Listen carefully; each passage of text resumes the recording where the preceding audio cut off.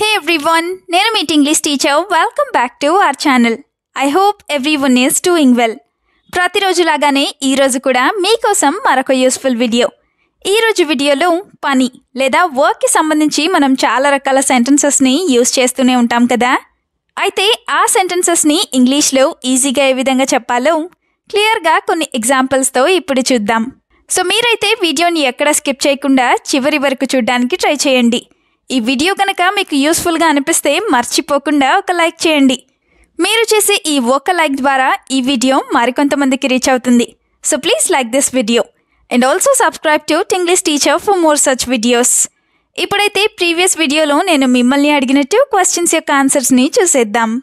First one is, ఈ పిక్చర్లో కనిపిస్తున్న వాటిని మనం అవిసె గింజలు అని అంటూ ఉంటాం కదా. అయితే అవిసె గింజలని ఇంగ్లీష్లో ఫ్లాక్స్ సీడ్స్ అని చెప్తాం.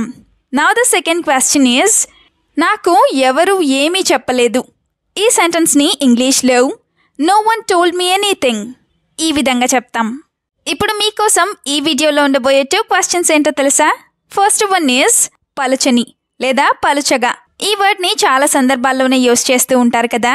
అయితే దీన్ని ఇంగ్లీష్లో ఏ విధంగా చెప్తాం? What do we call this in English? Let me know in the comments. Now the second question for you which is, పెరుగు ఫ్రిడ్జ్లో లేదు.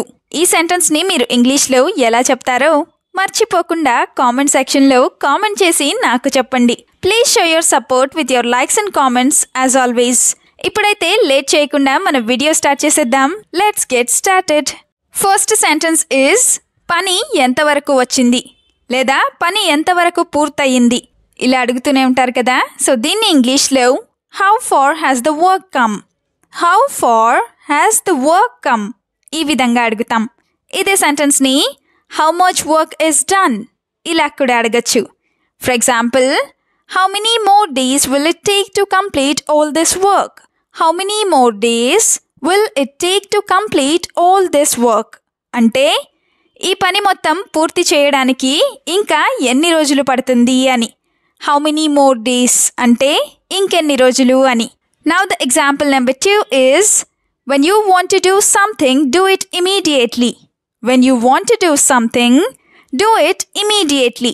అంటే నువ్వు ఏదైనా పని చేయాలనుకుంటే దానిని వెంటనే చేసేయి అని. ఇమీడియట్లీ అంటే వెంటనే అని. సెంటెన్స్ నెంబర్ 2 ఈజ్, చాలా పనుంది, నేను ఎక్కడికి రాలేను. ఎక్కువగా పని ఉన్నప్పుడు ఇలా అనుకుంటూ ఉంటారు కదా. సో దీన్ని ఇంగ్లీష్లో I have so much work, I can't come anywhere. Or I have so much work, I can't get anywhere. ఈ విధంగా చెప్తాం.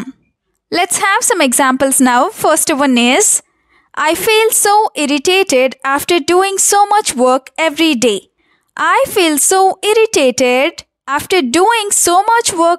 day. అంటే ప్రతిరోజు ఎక్కువగా పని చేస్తూ ఉండడం వల్ల నేను చాలా విసిగిపోయాను లేదా నాకు చాలా చిరాకుగా అనిపిస్తోంది అని. Another example, why are you bothering me even though I told you that I have work to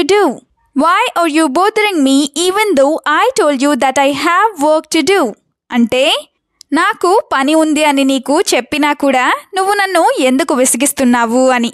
bothering అంటే విసిగించడం అని. సెంటెన్స్ నెంబర్ 3 ఈజ్, పని పూర్తవగానే త్వరగా వెళ్ళాలి ఇలా అనుకుంటూనే ఉంటారు కదా. దీన్ని ఇంగ్లీష్లో I have to leave early after work or I have to leave early after work is done ఈ విధంగా చెప్తాం. I have to leave early అంటే నేను త్వరగా బయలుదేరాలి అని. For example, where will you go without completing all this work? అంటే నువ్వు ఈ పనంతా లేదా ఈ పనులన్నింటినీ పూర్తి చేయకుండా ఎక్కడికి వెళ్తావు అని. వితౌట్ కంప్లీటింగ్ అంటే పూర్తి చేయకుండా అని. ఇంకొక example, if you want to go to the bank, finish your work quickly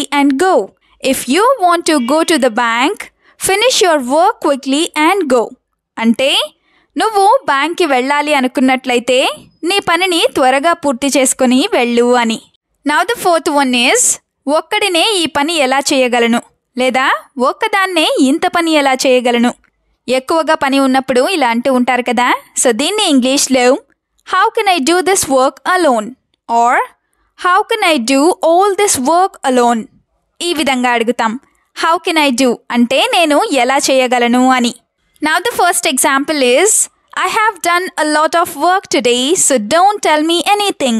Or I have done a lot of work today, so you don't tell me anything. అంటే ఈరోజు నేను చాలా పని చేశాను కాబట్టి నువ్వు నాకు ఏమీ చెప్పకు లేదా ఏది చెప్పకు అని.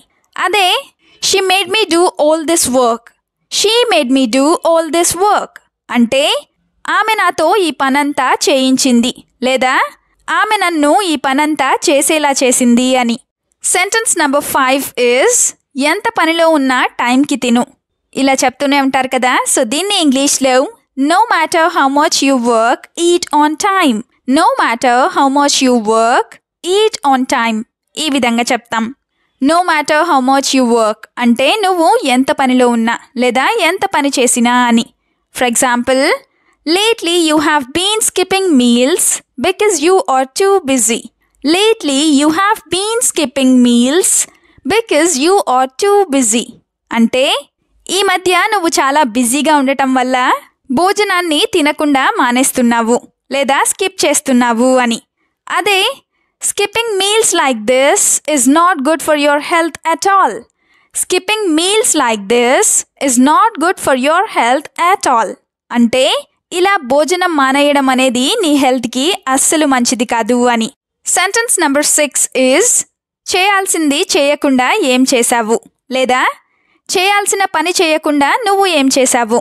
ఎవరైనా చెప్పిన పని చేయనప్పుడు ఇలా అడుగుతూ ఉంటారు కదా. సో దీన్ని ఇంగ్లీష్లో what did you do instead of doing what you were suppose to do. What did you do instead of doing what you were suppose to do. ఈ విధంగా అడుగుతాం. Let's have some examples now. First one is, why did you cook all this other than what I told you to do?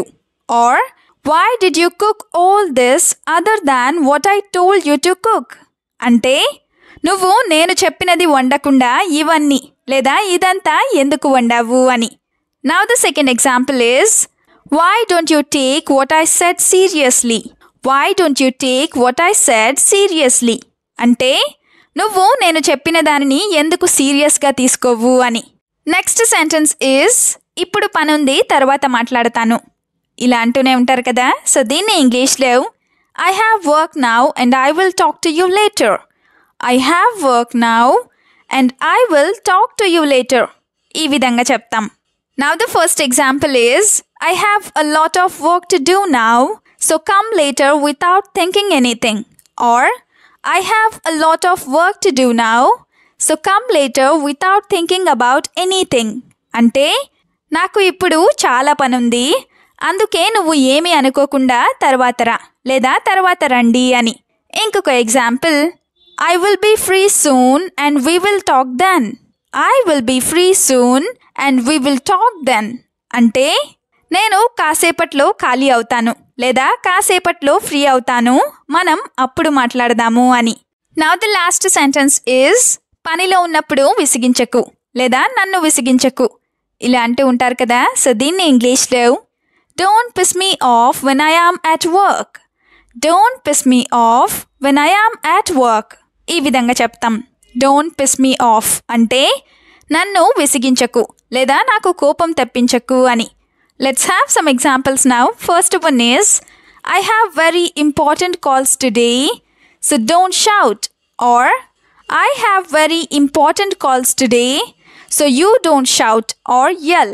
అంటే ఈరోజు నాకు చాలా important లేదా చాలా ముఖ్యమైన కాల్స్ ఉన్నాయి కాబట్టి నువ్వు అరవకు అని.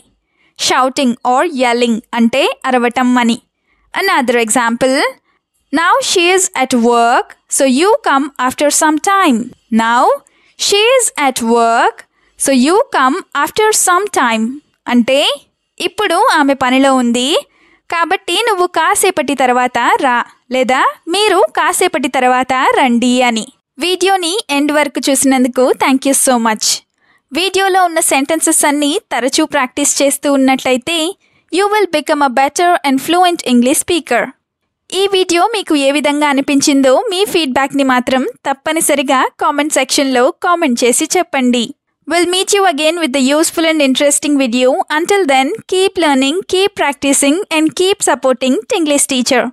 Have a good day. Bye bye.